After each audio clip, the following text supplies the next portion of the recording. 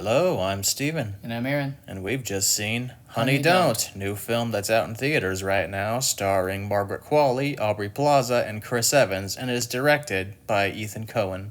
So, the Coen brothers are two of my favorite directors working today, but they have not been working as the Coen brothers for a little while now. They seem to have gone their separate ways, hopefully temporarily. Joel Coen went on to do The Tragedy of Macbeth, while Ethan Coen teamed up with his wife Trisha Cook and made Drive Away Dolls and now Honey Don't.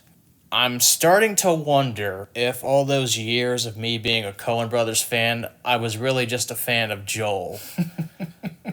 Because this was not good. I think what this highlights more than ever is I really think they both kind of need each other to make their best work. Although working as singular directors, I think Joel has much more of the sauce, as they say. Yeah, I guess you could say that it's unfair to compare The Tragedy of Macbeth to this and Drive Away Dolls, because in the case of that, Joel's writer was literally Shakespeare. Yeah, the thing about this movie, though, is that this actually feels the closest to an old Coen Brothers movie. There's a lot of No Country in this. There's a lot of Big Lebowski. I've heard people say this is a lot like Miller's Crossing, although I haven't seen that one yet. I did think of Miller's Crossing a few times. I will say that unlike Drive Away Dolls, which felt like a pale imitation, I think this one reached the halfway point. But unfortunately, that wasn't enough. It's certainly better than Drive Away Dolls, I will say that. Yeah. Drive Away Dolls was pretty bad while you're watching it, and then after it's over and you think about it for a while, you're just like, man, that was just really, really bad. Just a big bunch of nothing. Yeah, and then with this next one, the next collaboration with his wife, Trisha Cook, it seems to be kind of following a lot of the same themes or ideas or character types. Well, that's deliberate, because I guess this is part of a trilogy, of like lesbian saga. Lesbian like B movies. Yeah. Basically a lesbian feminist throwback to old exploitation cinema. Yeah, I felt like this one got a little closer to hitting that mark, although despite all its like good ideas and things that it tries to do, it never pushes them as far as it needs to. So the film follows a private investigator in California named Honey O'Donohue. She's investigating a mysterious car accident and later disappearance of her niece, both incidents of which may be linked to this mysterious church/cult/drug cartel run by Chris Evans. Yeah, it's very Fargo coded already. Yeah, that's kind of like the broad strokes, but like within that, it has a lot of the quirky aimlessness of a Big Lebowski and like the red herrings that movie has, or plot lines that just simply go nowhere. The word aimless is the optimal word, because this really did feel directionless and meandering. Big Lebowski has that too, by design, but that film is populated with dynamic characters, whereas this one, they're very flat.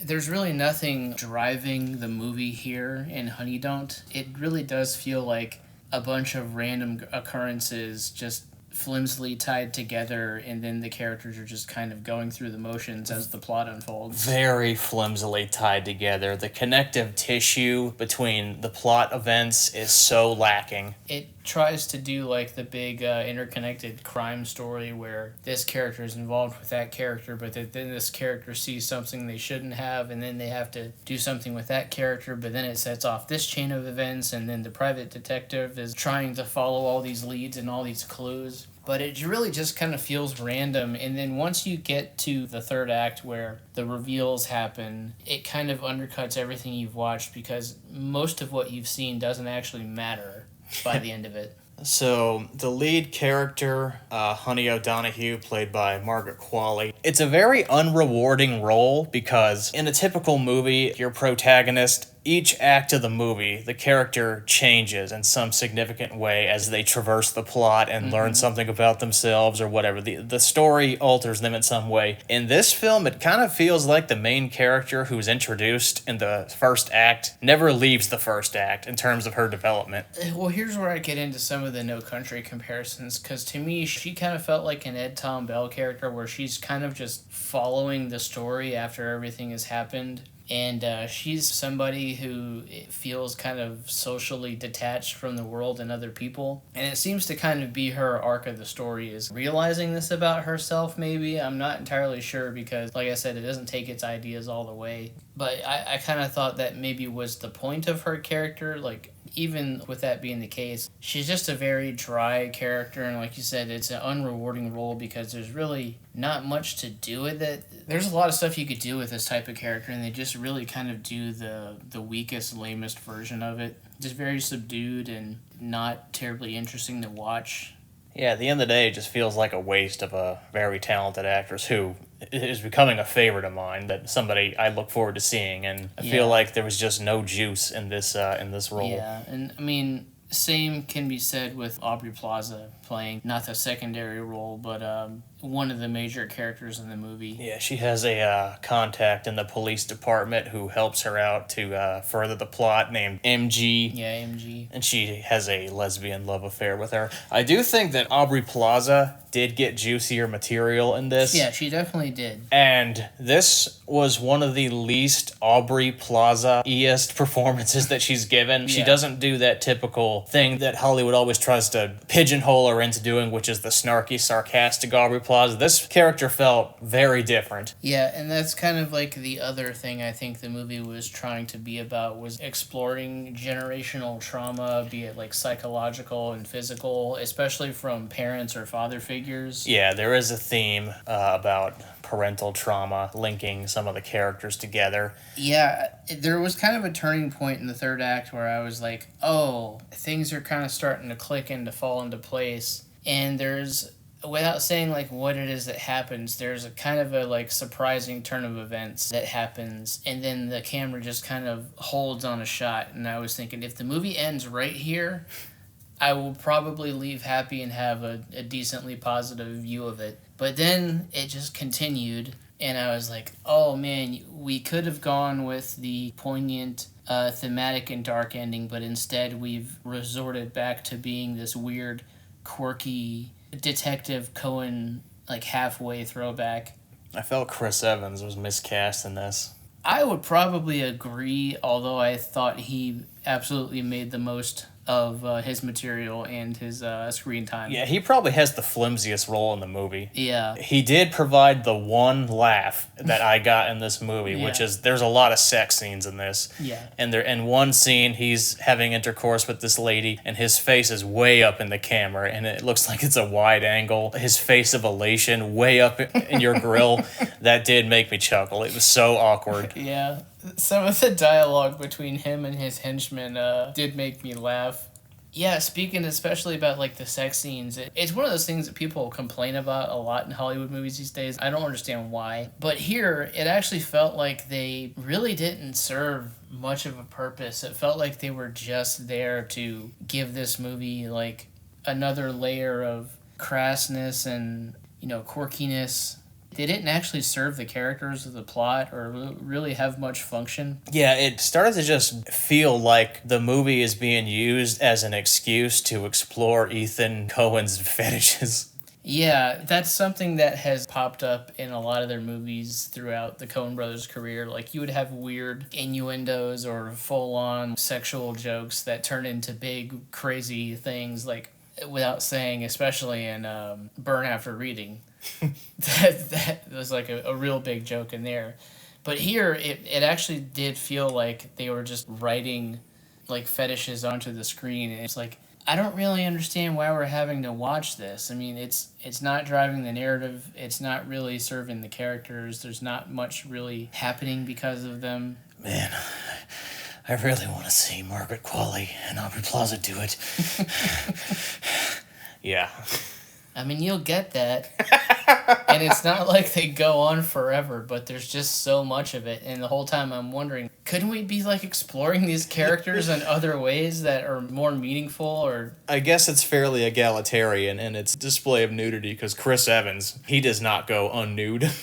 yeah, I mean, I don't care about that stuff, but like if you're gonna do it, I just wish it had a little bit more purpose here. Can we learn something about these characters through these scenes, or can we like gain something from them? So what is your final number rating on a scale of 1 to 10? During the climax, when it reached that section where I thought it was about to end, I was thinking like, all right, if we stop here, I might give this a 6 or like a low 7, but it kept on going. Didn't really pay off in the way I hoped it would. The story doesn't really go anywhere. It doesn't really advance any of its plot threads or narratives.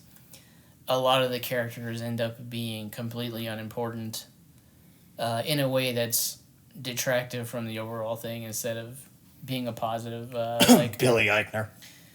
Yeah, why is he in the movie? Why did we need to watch that story?